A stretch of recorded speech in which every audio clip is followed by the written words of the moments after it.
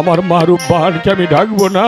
সে যদি এসে আমার এই দৃশ্য দেখে তাহলে যে আমার মা রূপবান পাগল হয়ে যাবে। উজির সাহেব, বিলম্ব আমার সহ্য হচ্ছে না, আপনার মৃত্যুর জন্য প্রস্তুত হয়ে যান। এই আমি প্রস্তুত হয়ে নিচ্ছি ভাই জল্লাদ। তোমার কর্তব্য কাজ তুমি শীঘ্রই সেরে ফেলো। আমার পাগলি মা যদি তার পিতার মৃত্যুর সংবাদ শুনে যদি আসে তাহলে তোমার কাজ আর সমাধা হবে না ভাই, তোমার কাজ আর সমাধা হবে না।